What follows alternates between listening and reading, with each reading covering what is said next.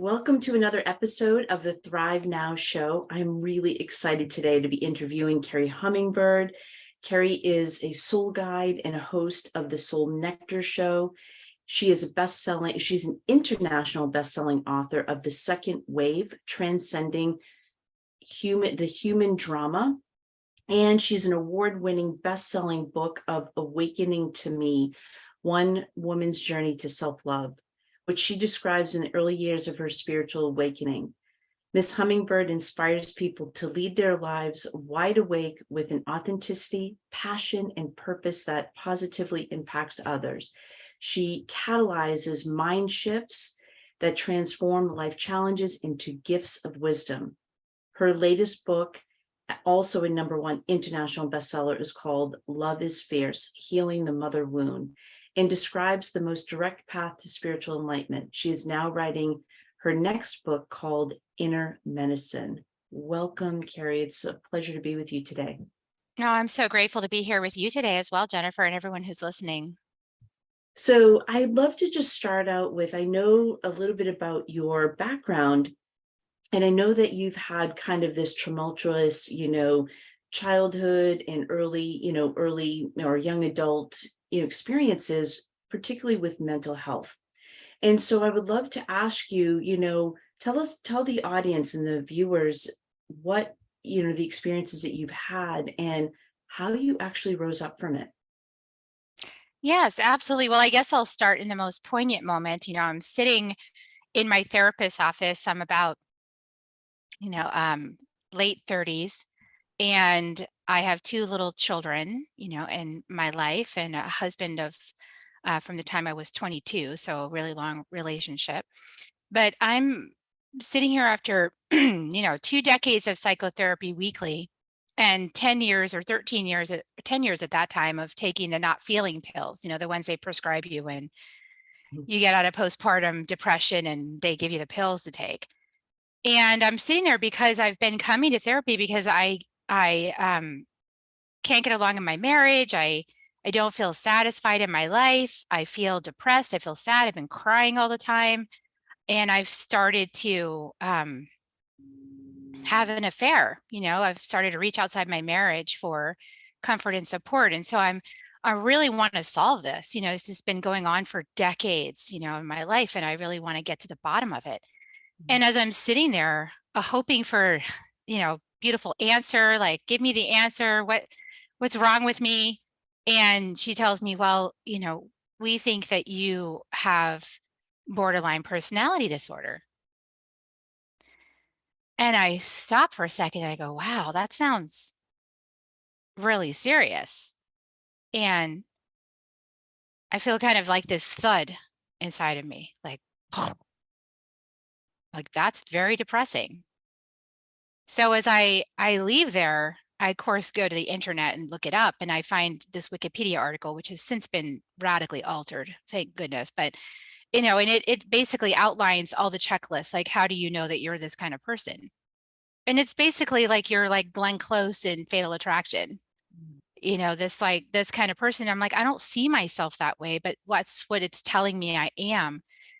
And I just got I mean, that did not help me feel better about myself. It actually plummeted me into this deep, dark despair.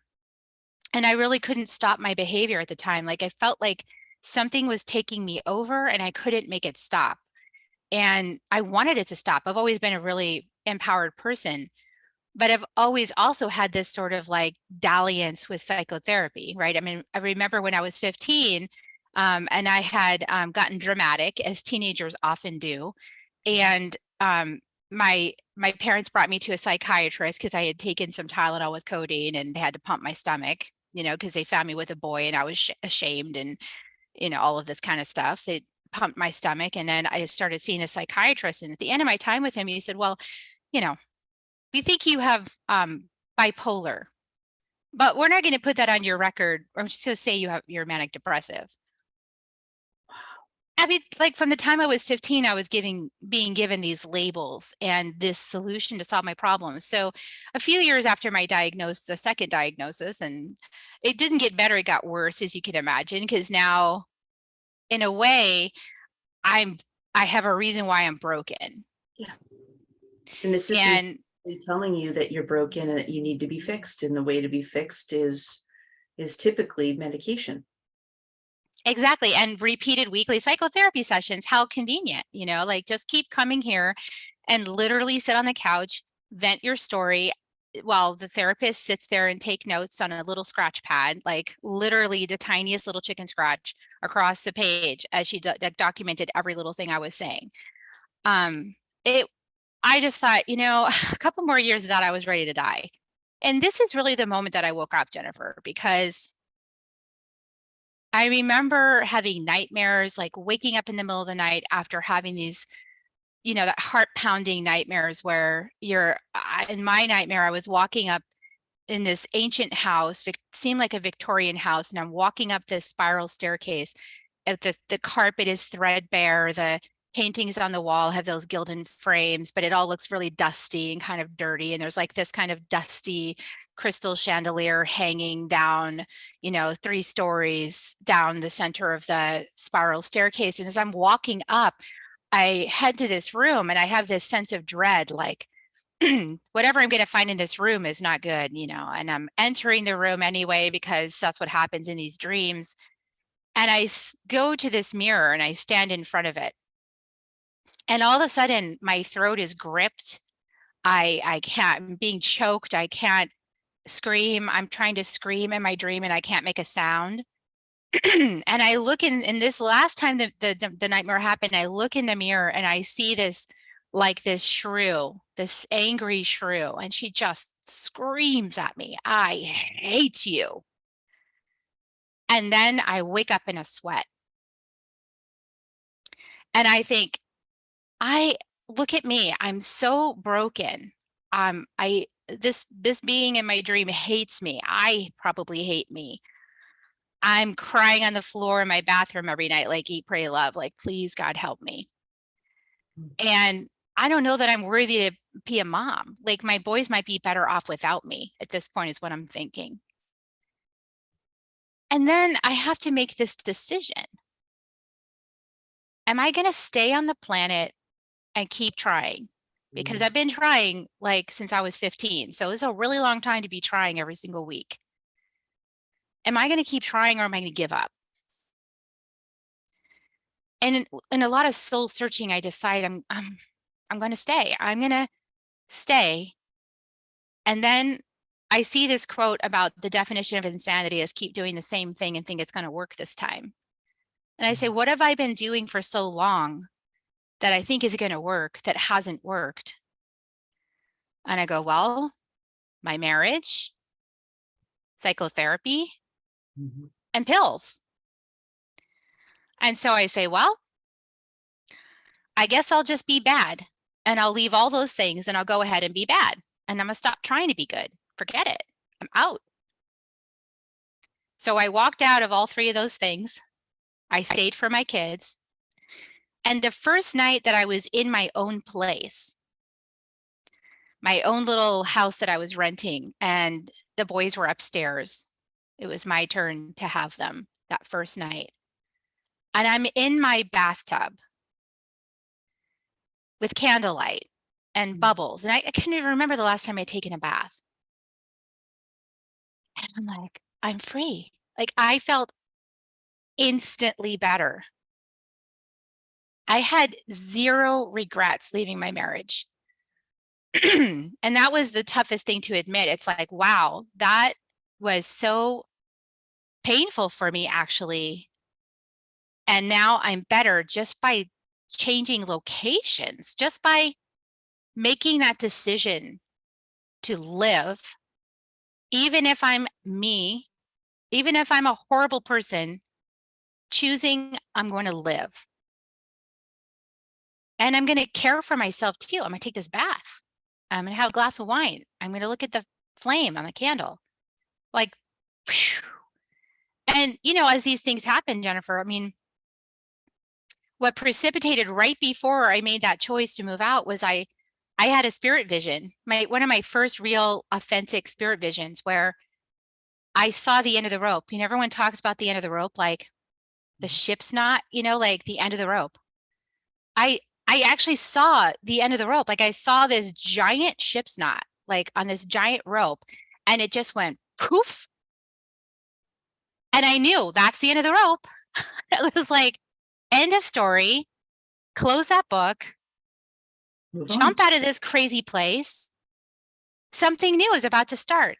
And within 6 months, I had a mentor, I had a yogi with hair down to his hips that played vinyasa in yoga class. And I mean, as my spiritual coach, and I started studying shamanism. I picked up this little book called The Four Agreements Mhm. by Don Miguel Ruiz. I started reading this. I'm like, I wish I'd had this book in third grade. And some different part of me started waking up, the part that's empowered, the part that knows that I have the power to change my life, that I don't need to be a victim or to accept other people's disease map or book of fate prognosis for me, but that I, within me, have the power to write my own book of destiny. And so I set about that, and all the teachers I needed and everything came together over the next 10 years. And so like, here it is, like maybe it's 2022, I left in 2011. So, it's like 11 years later, here I am, international best-selling author of several books, Could you imagine? podcast host. Could you imagine that back then? No, I didn't really feel like, I mean, I was trying to sell my art and I was having a struggle with that. So, you know, I I didn't never thought anybody really wanted anything of mine, wanted to buy my art. I mean, people did buy my art and they loved it. So let's not be too dramatic. I mean, people always told me, I love your art, Kerri. But I always focused on the parts where they didn't like me more than the parts where they did like me, right? So what I actually needed, I realized, was a completely different map. And so within like a year of me leaving, I did a double dose. I had two different spiritual teachers I was working with. One was a Toltec teacher, beautiful Toltec teacher that taught me fire walking and a lot of other beautiful sacred practices along the four agreements and how to reclaim my power as a warrior goddess. And the other teacher was teaching me Andean shamanism and how to perform energy medicine. And so the two of these together were like lightning. It's like, I was like, wow, I have the power to be the author of my own dream of life, as the Toltec teach.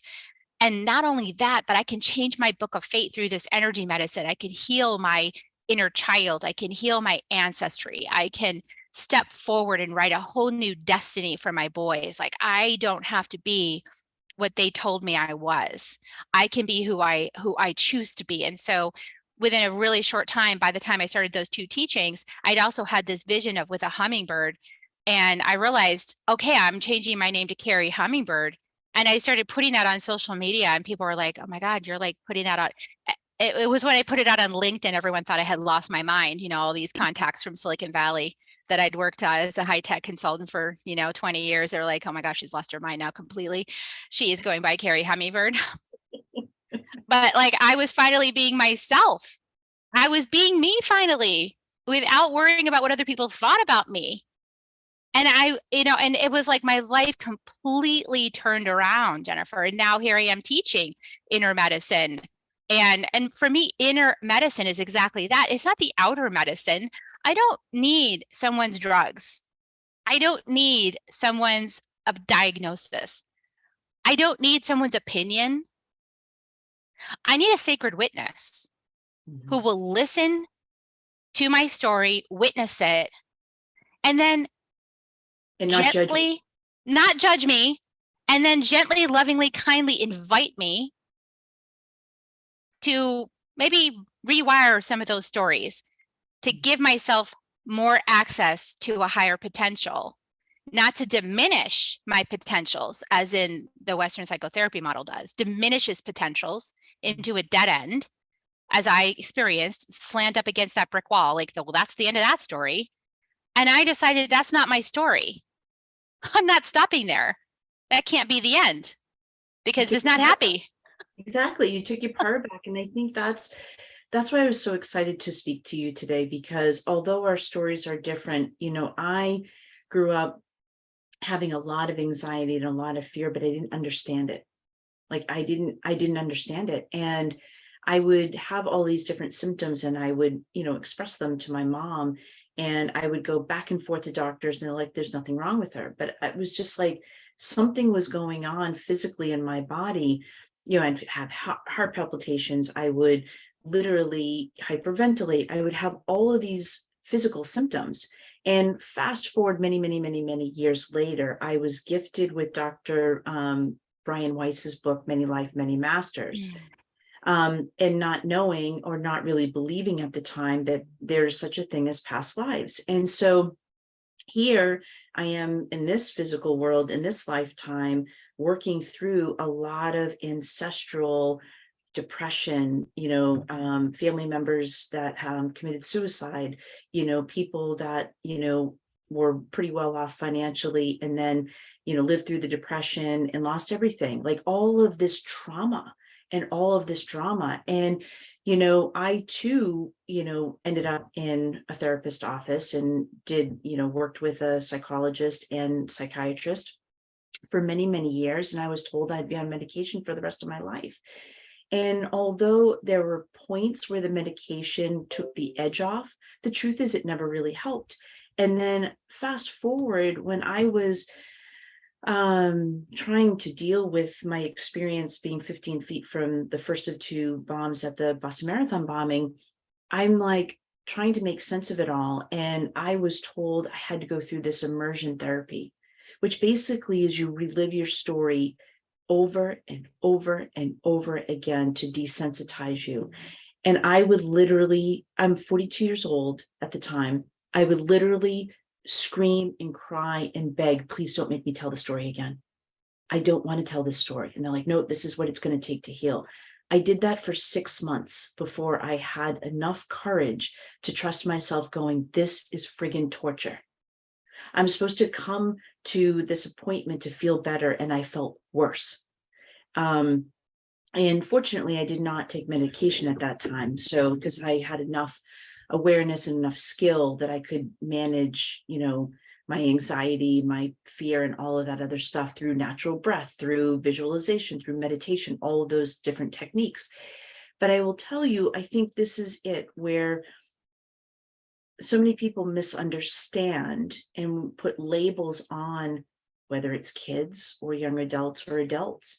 And then they're, what I would call sent into this impervial, prison sentence that they're supposed to spend the rest of their life in this kind of modality with no room or help for improvement, really. And so I'm so inspired that you had the courage for yourself and your two boys to actually do what your soul was nudging you to do.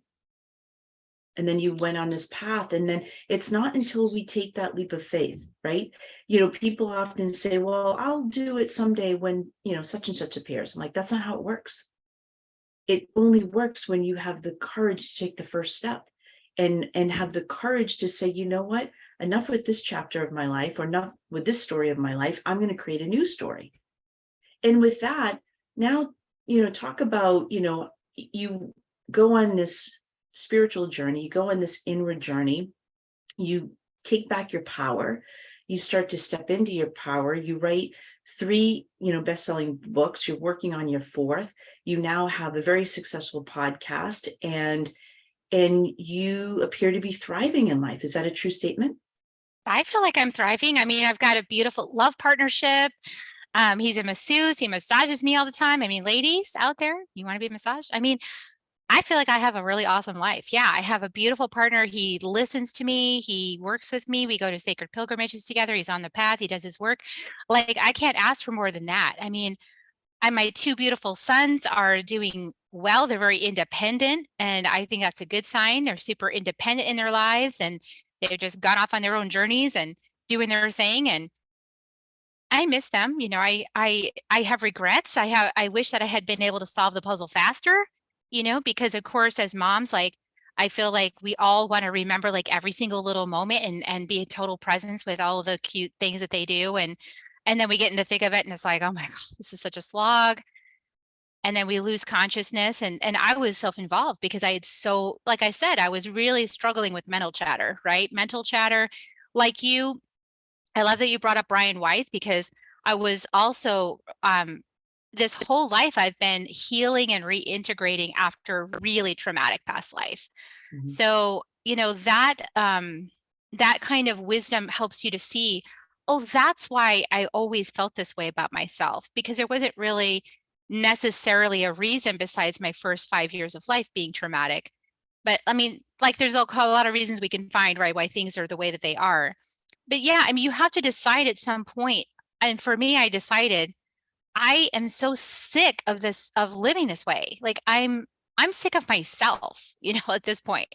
I'm like, I cannot stand this because I am not this. I am not going to let myself go down.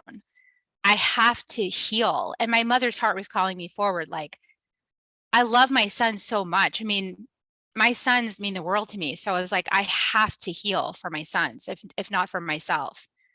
And then it became about me. So yeah, I feel like I'm living a life now that I only could live because I had the courage to be truthful with myself. I had the courage to face my shadows. I had the courage to reach beyond what the authorities were telling me was the way to heal. I had the courage to get out there and explore and find out what might actually work. I had the courage to tell the whole system, you're wrong. This isn't working. And I'm not crazy. It's not working. It's not. So, I mean, suicide's on the rise since COVID, started 2.5 years ago, almost 3 years ago now. Suicide's on the rise amongst all age groups, right? Depression's on the rise. People are taking more medication, all this other stuff. Like, I personally believe the system is broken, and it's time for a change. And this is what I actually want to ask you next is, what do you perceive it's going to take for humanity to rise above the systems that I perceive keep us in survival mode?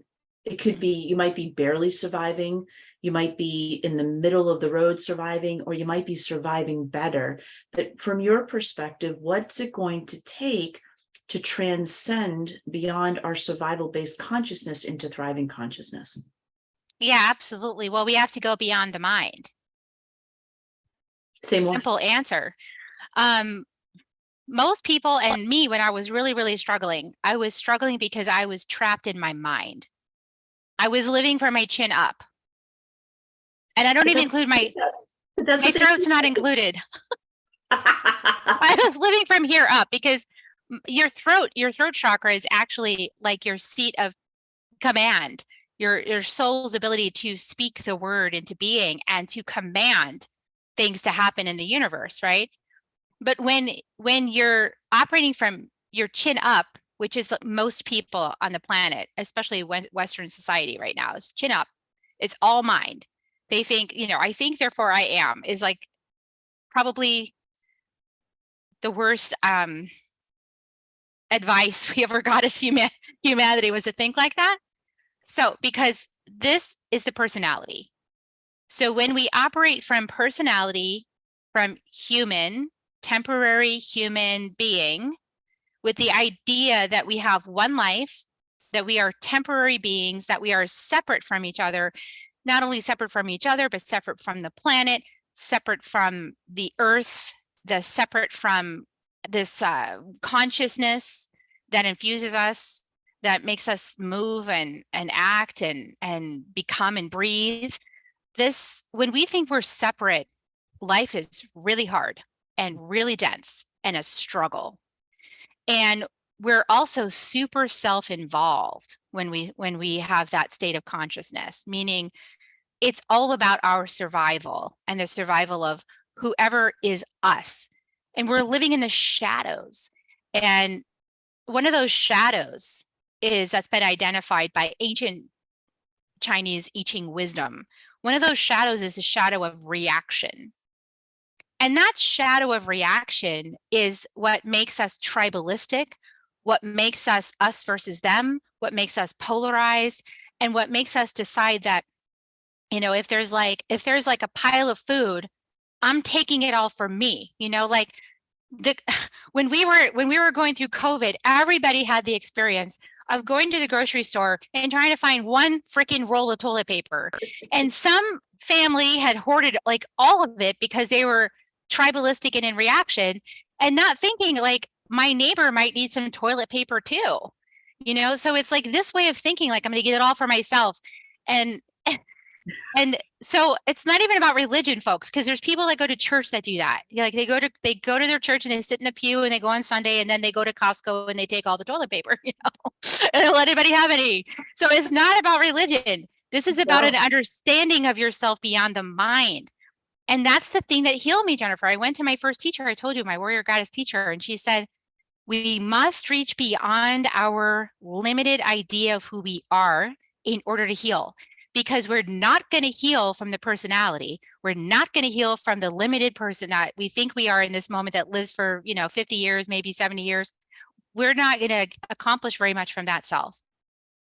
What will heal us is connecting to something bigger.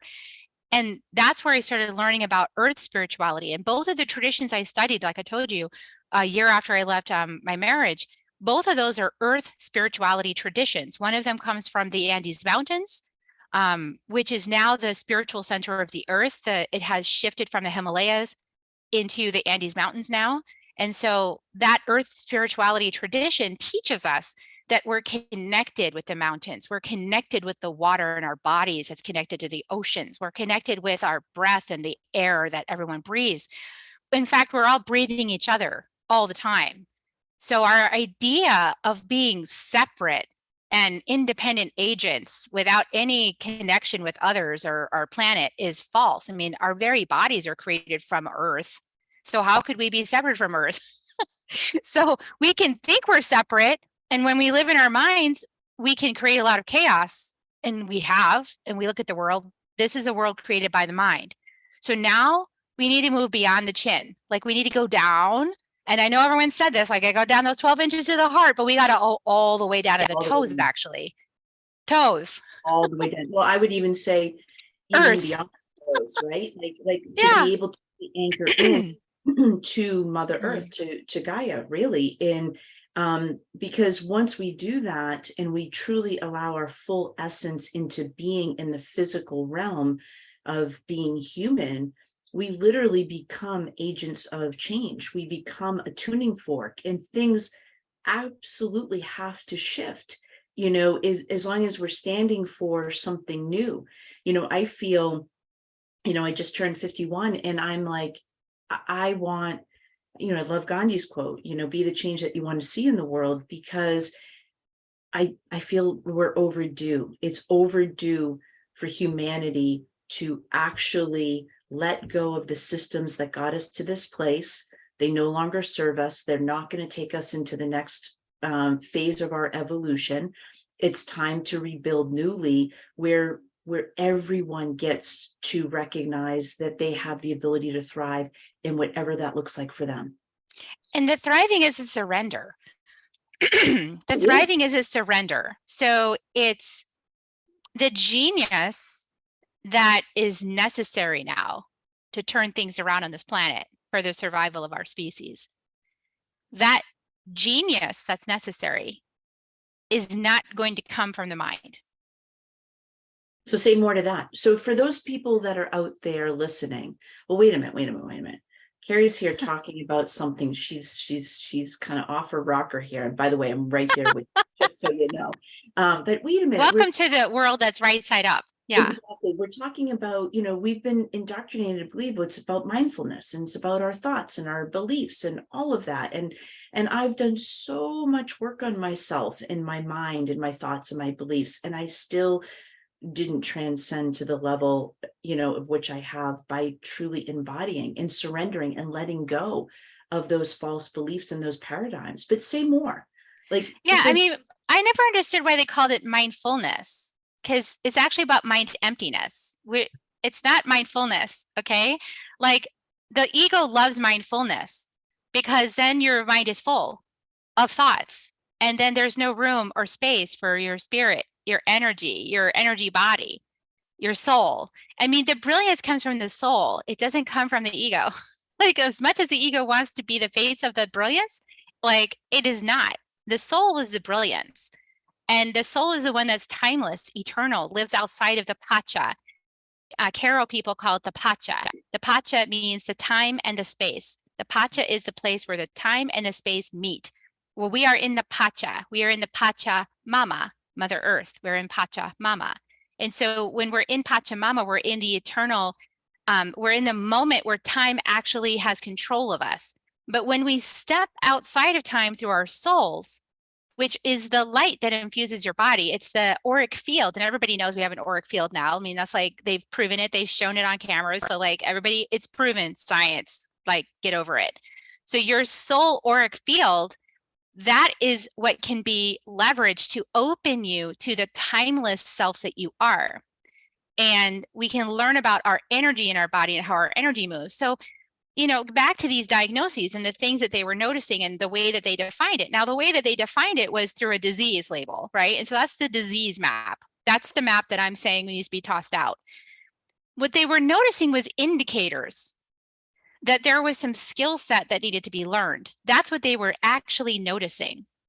For example, they were noticing when I was 15 that I had really, really high highs emotionally and really, really low lows emotionally. They were noticing that I was on a big pendulum swing between my emotions. Now, were I to go back to that psychiatrist and say anything to him, I would say, here's what I invite you to explore, to share with your clients, is a skill on how to ground their energy so that they can hold more of that potency of that energy that's coming through them. Because what I realized is that emotion is like energy. It's a lot of energy that's flowing through your body. And as it flows through your body, it's like can take you out. Like it can really submerge you under an ocean of, like, say you're having grief. But if you learn how to ground yourself to Mother Earth, just like a house has an electrical system and it needs to have a grounding wire in order for the electricity to function in the house. Otherwise the electricity will short out, it'll fritz. Someone with big emotional swings, like they tend to diagnose as bipolar or something like that, all that really is an inability to process the amount of energy that's coming through the physical body. So in order to process more energy coming through the physical body, we need to ground ourselves and learn how to strengthen our capacity to hold the energy, to hold space for the energy that's flowing through us. That's really all it is. It's a skill that needs to be learned. And to that end, there's also a knowing of when you start to take in more energy, whatever unstuck energy or stuck energy or dense energy naturally comes up to be released. So some people think there's something wrong when, you know, you're bringing in higher sources of light frequency, and now all of a sudden you're experiencing, you know, you're crying for no reason. You might not be aware of why you're crying, or you're angry for no reason, or any of those things. And all of a sudden, you know, we're taught, or at least I was taught, there's something wrong with you. And then you stop and you resist that actually new potent energy that's actually here to heal and to rise you up and to evolve your soul and your human consciousness, actually. And so we misunderstand. So there's a lot of misinformation out there too about when we're shifting and pivoting. All of these things happen and it's normal. It's normal. I mean, when you have a beautiful experience and you're ascended in your vibration and your heart is wide open and you're just like, wow. What happens is that ascension of energy, that ascension of vibration is a new level for you. Mm-hmm. And for your human self, it feels good, but it also feels kind of unsafe, because if I'm this open, I could be hurt. And so that protector part of your psychology inside your subconscious that's protected you from being hurt since you were little comes forward and tries to clamp it all back down again too. Like, no. This is way too open for this. We can't allow this these loopholes in the wall in the defense system, and tries to like rebuild that defense system around this new beautiful energy that's come in. So, and at the same time, just like you said, when all this light comes into our system, that's a higher amount of light or a higher vibration than we've had before, it's like it stirs up the mud that's caked at the bottom of our being. Mhm. The things that we didn't want to face, like let's say the 13 years that I took not feeling pills, and I was still having feelings, but I wasn't feeling them.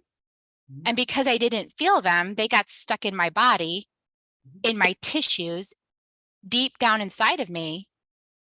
And so when I stopped taking those pills, I would start grieving. And then I would think, oh my gosh, I can't stop taking these pills because as soon as I start taking them, I start crying.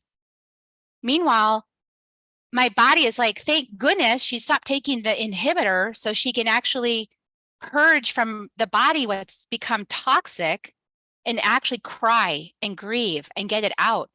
Like there's no bypassing those emotions that we don't prefer. There's no bypassing grief. You can't just skip over it with a pill. You're Or, human. You need to feel it.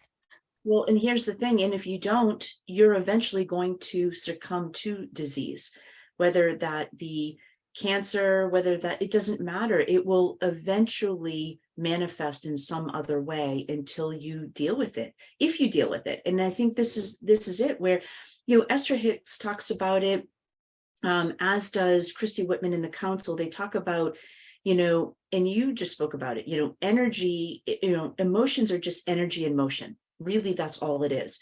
And if you allow the wave, and Eileen McCusick talks about this in her book, Electric Body, is if you allow that wave of energy, and it's a wave, right? Just think of it like a wave. If you allow that to crest, then there's this unbelievable sense of peace and bliss and all of that juicy stuff on the other side of it. But what ends up happening is when you're getting up to that peak, most people resist it and stuff it and say, oh my gosh, and make it mean there's something bad and wrong. And if they just allow themselves to let that energy ride that wave, it takes anywhere from 60 to 90 seconds. Boom. Yeah, and there's also this part of feeling being taken over by the emotion or losing control. And that's actually part of the process too, because as that emotional wave comes through you, it is washing clear things that no longer serve inside your being.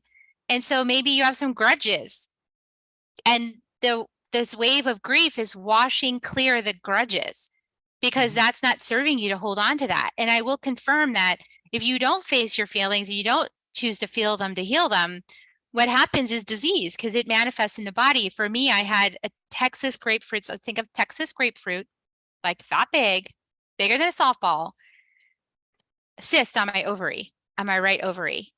And they detected that 6 months after I left my marriage. I call it my marriage cyst.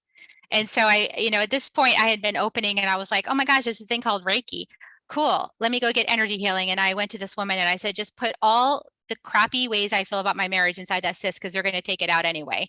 And so she did. And then when I went to the healing, I say a healing, but it was an operation to get that taken out, I was so happy in the operating room after. I was like, yay, it's out, it's gone. Like, you just took it all. And the nurses were like, who are you? Because no one's ever happy, like, after having surgery like this. Like, you're the only person. And I'm like, you don't understand. You just took my marriage of 20 years out of my body. Like, all that pain and suffering that I stuffed, you just took it in one fell swoop, gone, bye. It was so great. So there's multiple ways to purge, Jennifer. Like, it doesn't have to be hard, you can be very, very swift. Perfect. All right, we're coming up on the hour, and I want to wrap up here. And I want to really, so for listeners, I live in the Northeast, and it's getting really cold here. So what do you recommend for grounding when it's cold out? So there's all kinds of grounding meditations that you can do that are wonderful, that you can use your imagination.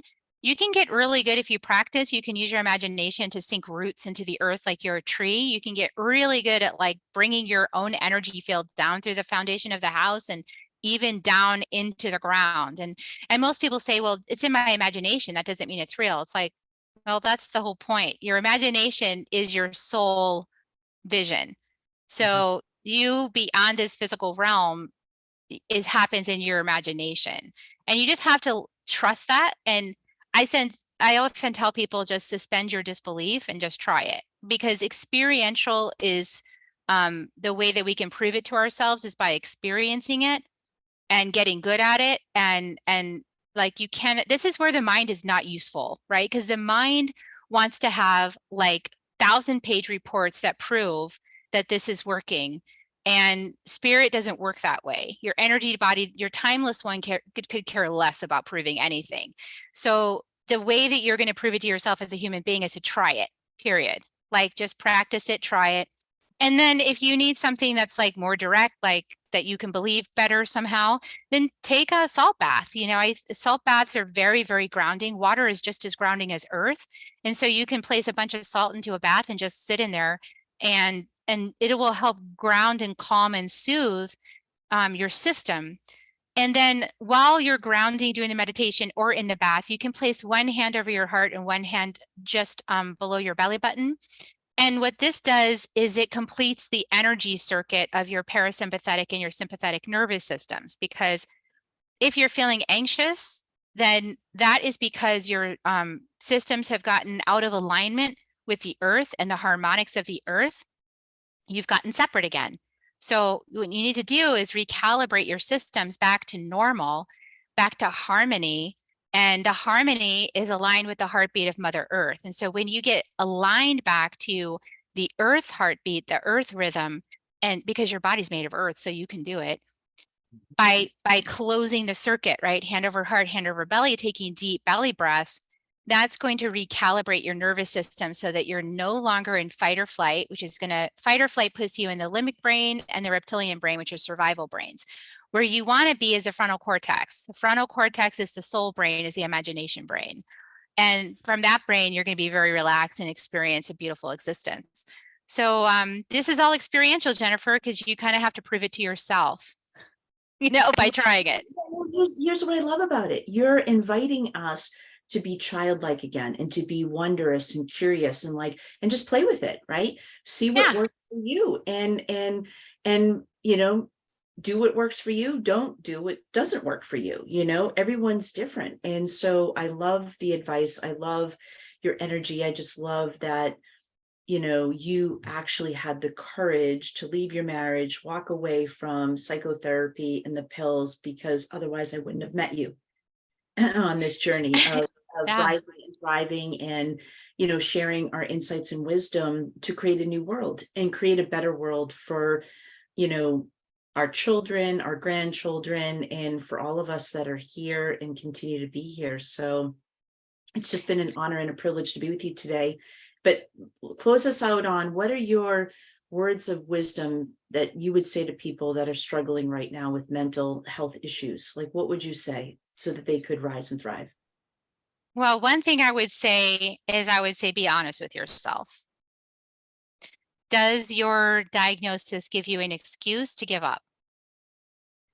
Because if it does, then I invite you to challenge yourself on that and to decide, on my deathbed, when I look back over my life, am I happy with this book of fate handed to me and this outcome?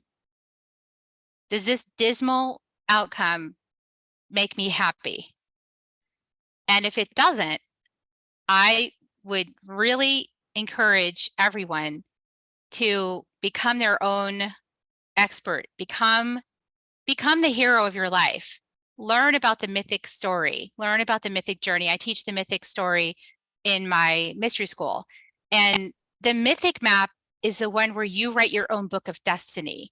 The mythic map is where you get your wake up call. Like, this might be your wake up call right now. Like, oh my God, Kerri Hummingbird's been through this. And she said, and she called me out and I agreed. Oh my God, I am using it as an excuse to do nothing with my life. Oh my goodness. That's a wake up call. So heed that wake up call make the great departure, leave everything that's holding you back, and take the vision quest to find out who you really are underneath all of that sad story, that sad, tragic drama. Find out who you really are, take that vision quest, and make your bid for power. And as you take that mystery school, as you enter the great spiral, you'll spiral down and in and out and up. And you'll take that journey, you'll be like me. I mean, I took the journey, Jennifer, and I could have given up anywhere along the way, but I never gave up. And here I am today. And a lot of people come to my classes, learn from me. I mean, have miraculous results of their own. So it's not even about me like sharing my story anymore. It's like, wow, what'd you do with this medicine? Cool. Let's talk about that every week. Wow. What happened for you this week with the mystery? Awesome. And you know what? It works for everyone. That's the cool thing I love, is that everybody that comes in to a mystery school, like the mystery always works for them. Isn't that amazing, Jennifer? How like the mystery always shows up? It never doesn't show up. Like it's always there. It's just you have to open to it and receive it. And get beyond your serious adult, prove it to me mindset, which is a mindset from here. And don't believe what you think and follow your heart. It's actually from here. It's from the back of the head, right? It's like, stop believing this thing. It is only a tool. Stop believing what it's telling you and start living courageously from your heart. And I do say courageously because sure, people are going to call you crazy or whatever, going to have opinions and judgments about you from their mind. And you just have to know that's from their mind because they're still living in mind and you're beyond mind and you're courageously trusting that there's a part of you beyond mind. And that's the epic story. That's the epic story of our times, is when you can trust yourself and thrive.